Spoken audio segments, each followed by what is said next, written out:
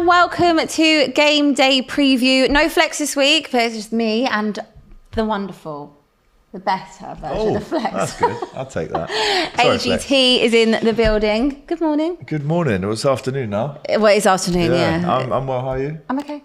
Nice to see you. Good to see you Good, as always, good trip man. for Klopp TV. Amazing, yeah. Was in New York last week. You've been all over as well. I'm back It's actually now. quite rare that we're both in the same place at the same time. I so know. No, it would be a good one, man. I know, definitely. Okay, lots to talk about. Let's start with one of the biggest games of the weekend, which is Arsenal taking on Liverpool. Arsenal top of the table, 21 points. Liverpool not top of the table. Yeah. Arsenal off the back of that North London derby win. Liverpool didn't have the same kind of weekend last week, did they? Yeah. 3-3 at home against Brighton. It's not something we would usually talk about Liverpool, you know, having a struggling start to the season, aren't they? Yes, and it's got to the point now where I think this is a must. I mean, every game is obviously a must-win game, but if we don't beat Arsenal now and they win, then we're looking at being 17 points behind them. Yeah, I mean, you're sitting there ninth in the table on 10 points. What's gone wrong for Liverpool this season? It's difficult to just nail down one thing, but I think it's a mix of tiredness, fatigue, hanging over from last season. Obviously, we played every single game available. Injuries haven't helped. Players out of form. So when you kind of mix that all together, it kind of gives you a place in the table that we have right now, which is ninth. It could get even worse. But, and it is a big but, Liverpool have won the last two at the Emirates, and Arsenal fans know this. They're well aware of it. So listen, it's the time where you probably want to play Liverpool, but at the same time, if there's one game for us to really nail down our intentions for the season and maybe get Darwin Nunez scoring, then it is this game. So as much as Arsenal are the ones in form and they have every right to be confident, I think we could surprise people with the result. Are you feeling nervous about going to the Emirates? Yes. You are feeling nervous? And for the first time in years, I'd say Arsenal are actually favourites for this game. I think it's 2 wins in the last 7 years against Liverpool in the league. Both have come at the Emirates.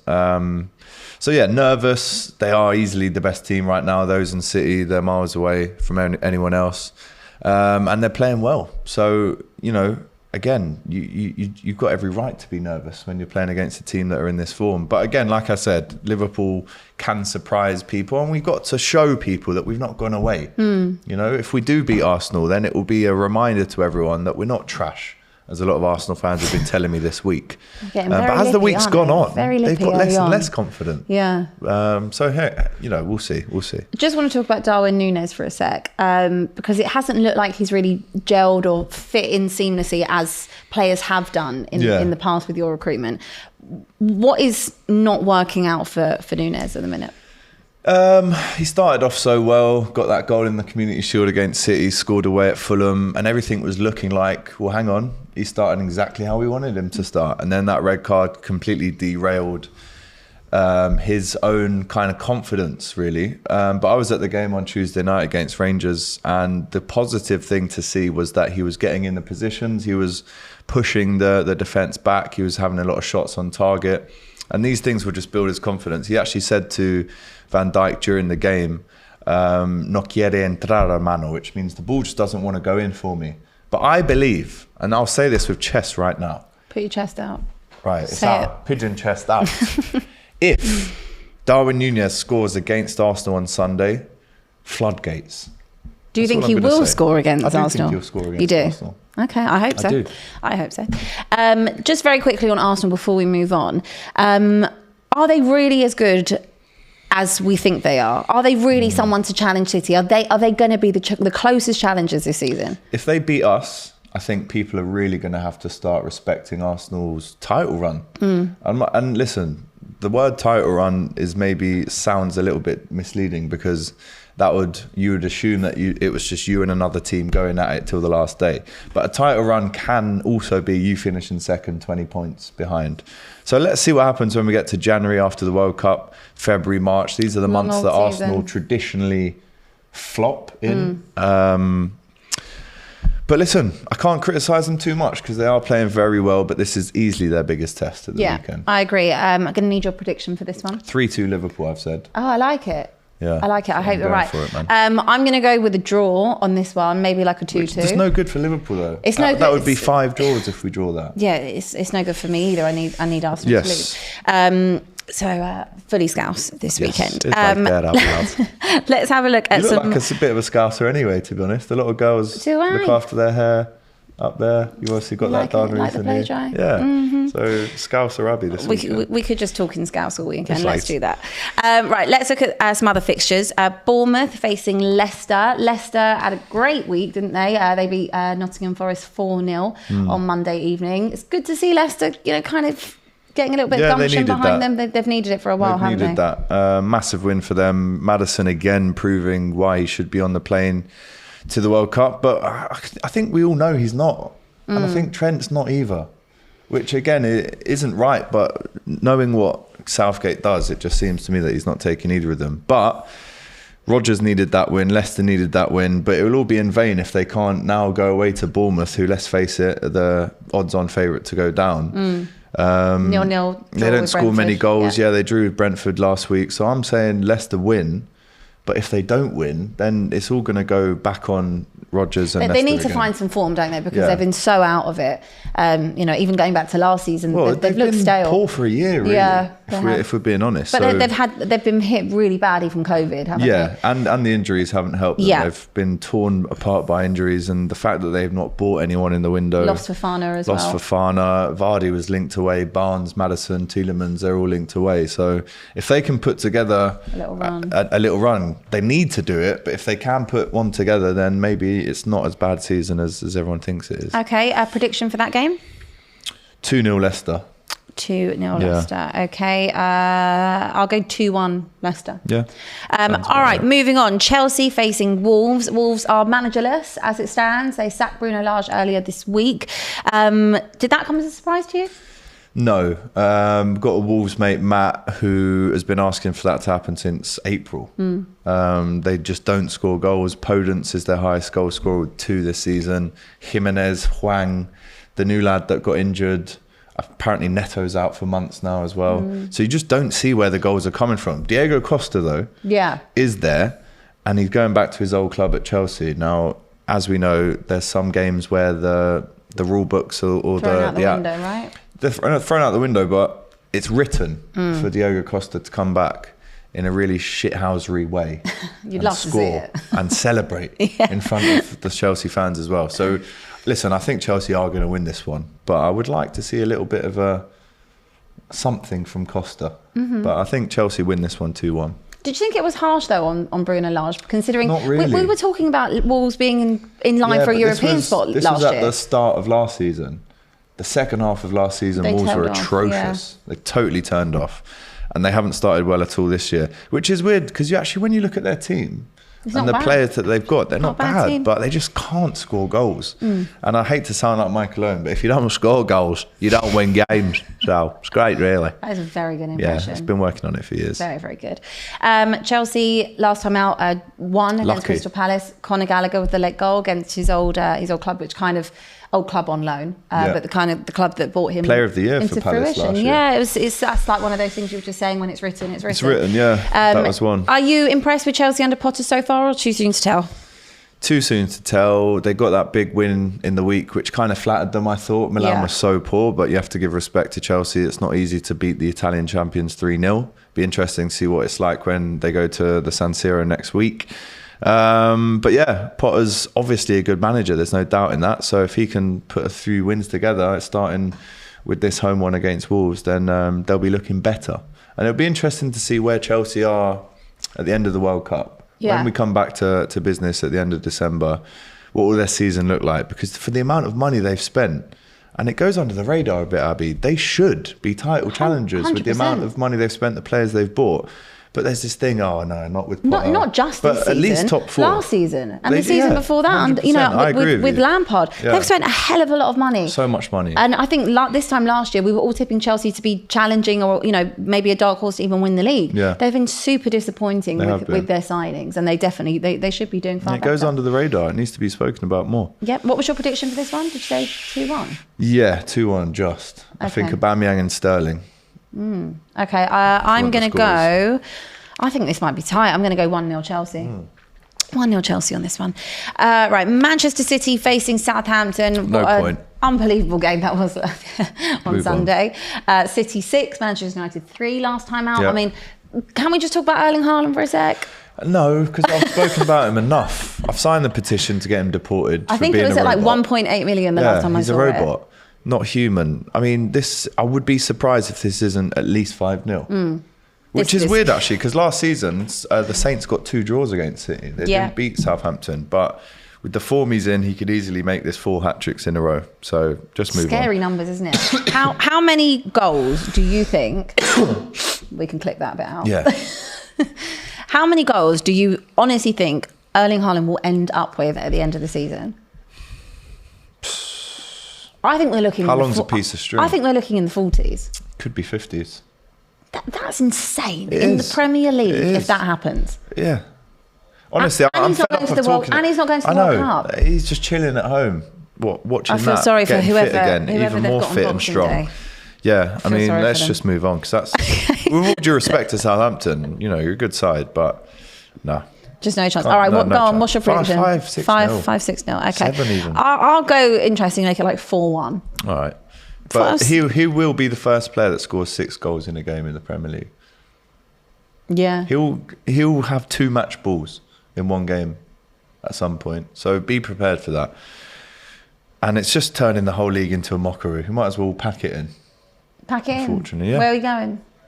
Anywhere away from him. All right. Just anywhere away from Haaland. We're the Farmers League now. We're the Farmers. We're the Farmers. Man. Right, Newcastle facing Brentford. Newcastle won against Fulham 4-1 last Saturday.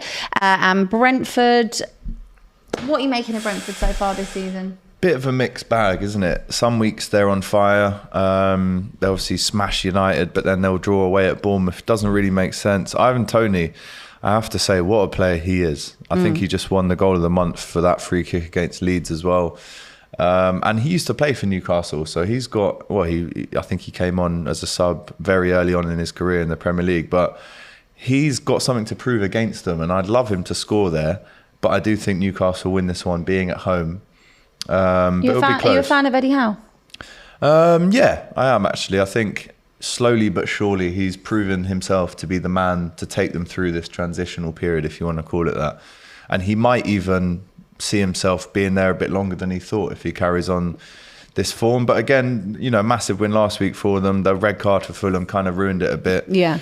But if Newcastle win this one as well, then they're going to start creeping up the table pretty sharpish, and they'll definitely go above Liverpool. So we've got to keep an eye on these mags. Look behind These you. mugs. These mugs. But I reckon they win this one 2-0. Okay.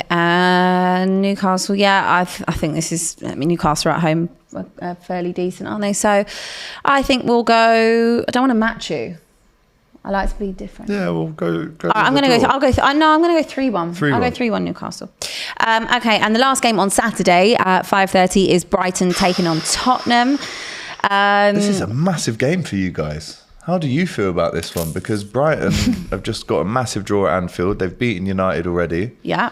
How do you... I mean, no one can write these guys off. Brighton are 4th in the table on 14 points. And if they win, they'll be above... Well, they might even go above you. 14, yeah, or the same They points score goals, potentially. Spurs are 3rd in the table on 17 points, and Brighton are 4th in the table on 14.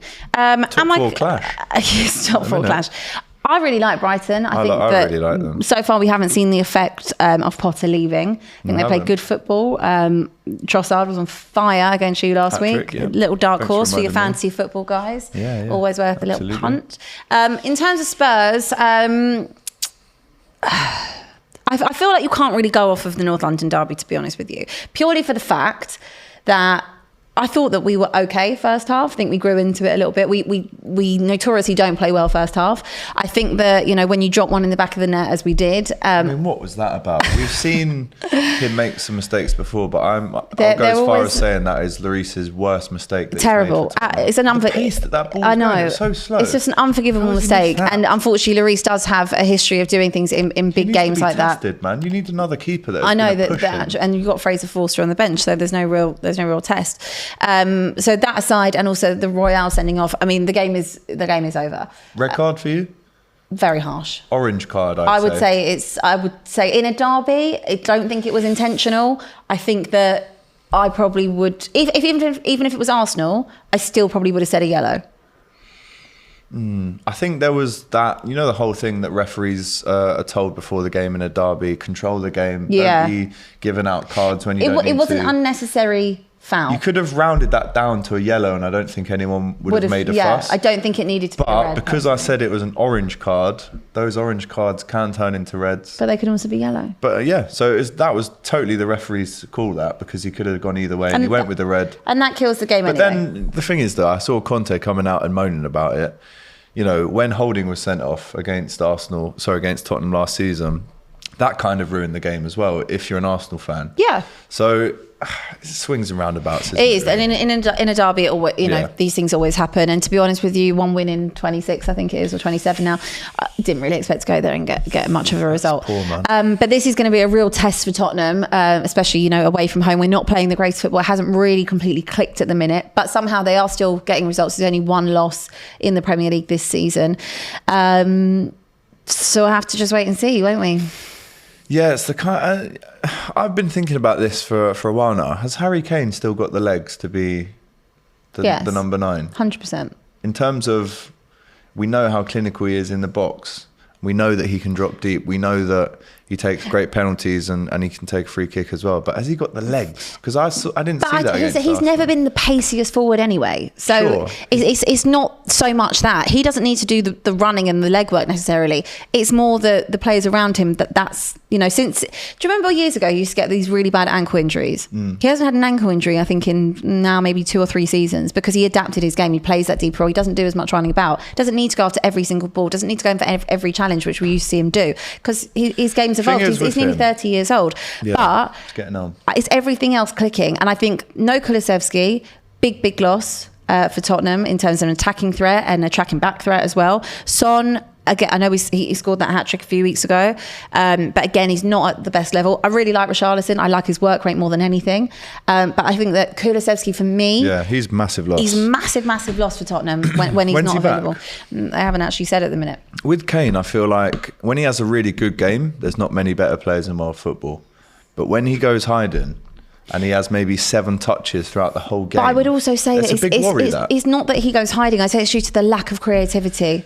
And we don't play a particularly creative, expansive style of football. Himself, he can't. And I think that he's been guilty of trying to do that too many times. But we don't play that style of football under Conte. You think, the teams under kind of Pochettino, where Harry Kane was, yes, he was younger, but he also had the likes of Eriksen putting things on a plate for him. He had Dele Alli in his, in his peak. Yeah. So it's a very, and also have Moussa Dembele. Like, it's a very different style of football, very different team. And he is probably the most creative player that can possibly drop back and put a ball on for Son or Kulusevski or Richarlison. So when you're a little bit lopsided and you don't have someone like Kulusevski, who is also up there, and Son isn't at his best, I don't think the blame falls on Kane, in my opinion. No, listen, it's a good, valid point, but I just feel in those times when you need Kane and you're coming from behind... the lack of involvement, apart from if it's in the 18-yard box, is quite shocking. The fullbacks are really the issue, to be fair, because when you play... When is Jed Spence going to get a game, by the way? Not ready. Basuma, not ready, apparently. And do you believe all that? I mean, obviously Conte, we should believe him. He's an incredible manager, not so much in Europe. But he last week, after Emerson got a red card, basically came out and said... The comments about Matt Doherty. Yeah. He said if they saw him in training, they wouldn't want him... Or no, he said something like, we don't want to lose, do we? So I'm not going to play him. And then he said about Spence, he's like, if everyone else saw what I saw in training... They wouldn't play him either. It's quite damning. It is very damning. And I think, someone for like Matt Doherty, who has struggled during his time at Tottenham and actually was one of Conte's favourites last season. I don't really know what's happened. I think, those comments, there's no way back when you say those kind of comments. With Jed Spence, I think that it is obviously a jump coming from the Championship to the Premier League. I agree. I think he needs a chance. I think what Conte wants is the ability to be able to defend well as a fullback. I think that you can have one that can push forward and kind of put the crosses in. I guess what Perisic is doing. Royale is better defensively, and I think that's why he sticks with him. I think he'll do Perisic and Sessegnon. Perisic at right back. If you're a wing back, right, and Conte comes to manage your team, you're either his best, most favourite player or the worst. Yeah. There's no in between. But when you play in this system that Conte does, a lot of your creativity comes from the fullbacks. And I think Spurs fullbacks aren't good enough. And I think that this is where the lack of creativity comes from. And you go and look in the middle of the field, but you've only got Bentancur, who's a great player. I really like him. But there's a very big lack of creativity. Anyway, right, let's move on from Tottenham. What's your prediction? Do you know what? Brighton are on fire, man. They absolutely played like Real Madrid last weekend against Liverpool. I'm going for a 2-2 draw, Abby. I know you won't like to hear that. I don't like to hear it. I'll go... Just me being honest. Part of me once said 2-1 Brighton, but I can't do that. I'll go a 2-1 Spurs, but I think it'll be a tough game. It will be. Tough game. Right, moving on to Sunday. Crystal Palace are facing Leeds. Palace off the back of that loss to Chelsea. Leeds 0-0 on Sunday against Villa. That was a game we actually thought would be quite a good game. Yeah, turned out to be a boring score draw. Yeah, what are you making, Steven Gerrard? Obviously, I'm a big Stevie G fan, and I'd love him to kind of keep stepping it up. But when you look at Palace and Leeds as a game, it should be a really entertaining one. Both teams, you never really know what you're going to get with both of them. Very mixed bag, aren't they? Totally. Palace started off really well. A little bit inconsistent, but I do believe that what they're building is the right thing, and I do believe that Patrick Vieira is the right man. Jesse Marsch, I think he's still got the touchline ban for this one. I can't see anything further than a draw, and that would be a really good result for Leeds, but not a great result for Palace at home. So I'm going to go 1-1. Okay, I think that's a safe bet. I might even put this as a 0-0. Yeah. I'm going to do 0-0. Right, West Ham against Fulham. West Ham finally got a win. Finally. 2-0 over Wolves last weekend. And Fulham, again, losing 4-1. They had the red card incident. What do West Ham have to do to kind of get back to where West Ham have been? I mean, they have moved up to 15th in the table, looking better than it was beforehand, but still not very convincing, is it? And they've had so many good convincing seasons over the last few. Yeah, I think patience is starting to wear out a tiny bit with David Moyes. We had Dan on the Saturday Football Show last week, and he was saying that he's very stubborn. He makes changes late, doesn't necessarily start who he should start. Scamacca looks good. He does look good. Great goal last weekend. Bowen's back in form, scored as well. I really like Lucas Paqueta. I was just going to say Paqueta's been a good addition. I think he's a real baller, and I'm surprised really that he actually ended up there when you consider the other clubs that were in for him at the time. Yeah. Paqueta looks good, and it's a home game against Fulham after that big loss at home to Newcastle, that red card to Chalobah. I'm going to go for a slim West Ham win in this one. Fulham are actually above you. Liverpool at the minute. So please, West Ham. But to be fair, though, if West Ham win, they'll probably be above Liverpool. It's very close. It's very early in the table. Don't read into it so much. Yeah. Okay, and the final game of the weekend, another very big game, is Everton taking on Manchester United at Goodison Park. Everton, off the back of that win against Southampton away last week. 2 wins in a row now. United got battered 6-3 at City. It's a bit of a weird one, United, for me. Yeah, they don't draw games, they just win or lose them. And I guess in some situations, when you're losing, you prefer to get that draw and get out of there. But they're at Everton, which has been a tough place for them to go to in recent years. I think in this game, the first goal is massive. Everton with their fans. Let's not forget, this is the first time ever there's a Premier League game at 7 o'clock on a Sunday night. Yeah, never heard of that before. So I think if Everton score that first goal, United, with their lack of character, might struggle to get back into it. But if United score first, Everton fans will turn on you quickly if they don't see something big in the first 20 minutes. So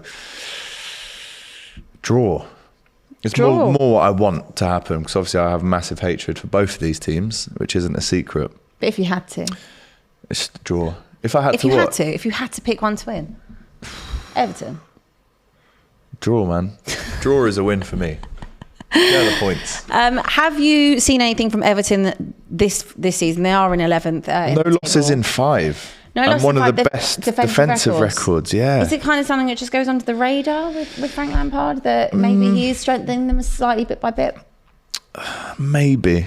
There is a chance that could be happening. I mean, better record than Liverpool have got at the minute, to be honest. So I can't really criticise them too much, but at the same time, like I just said, that really does turn that crowd very quickly. So as much as we're talking about defensively they've been sound, if they let 2 in the first half an hour, then I can see them losing that one. But it's all about the fans with Everton. They can either be pushing you to win or pushing you to lose. So that's why I've gone with the draw. And just on Manchester United, I know they obviously lost 6-3 and it was a terrible showing. They still managed to score 3 goals, 1 penalty. Yeah. Okay. They did. But was that some type of a little fight back from Manchester United? Did you see anything? Flattered them, though. You think it flattered them? It was a 6-0 kind of game, but to say that you've come away from the Etihad and lost having scored 3 goals sounds quite good. Yeah. You know, not many teams can do that. Anthony's goal was unreal. Martial getting 2, 1 penalty and 1 tap in on as a sub, so that will give him confidence, a lot more confidence. And he has been around at the club since 2015. Been there a long time, so yeah. It's about time that he's starting to really score some goals. But again, both teams, they're almost similar in a way because, you know, they build themselves up. They've got such a massive fan base, and then one negative result and it all turns. So that's why I'm going to stick with the draw for this one. Okay, so are we doing a score draw, 0-0? What are we doing? 2-2. 2-2. I could see that. There'll be goals. I could see that. But do you know what? I'm just going to back Everton. Because why not? I'm going to go a 2-1 Everton. Yeah, and if that happens and United find themselves losing 2 in a row, all these chats are going to come back again that we thought that were gone. So long may it continue. Well, Flex thought they were going to win the derby. Well, listen, Flex is a lovely guy, but unfortunately he also said that last season they wouldn't lose to Liverpool at home. They lost 5-0. So sometimes Flex can be wrong. Sometimes. You know? Not often, but sometimes. That is everything for this week's Premier League preview. Make sure you like, subscribe, follow, and we will be back with you next week. Make sure you enjoy all the weekend's games, NFL weekend as well, so enjoy that too. Got a Saturday football show tomorrow as well. Yes, you're hosting? hosting? Sports, I will be, yeah. Looking forward to that. Got some big games at 3 o'clock. And then Sunday, there's also... are we doing watch-alongs on Sunday? I assume there must be watch-alongs. What games have we got? We got big watch along. Obviously, there'll be an AFTV watch along. For sure. Yeah, definitely. Have a good weekend, guys. See you soon.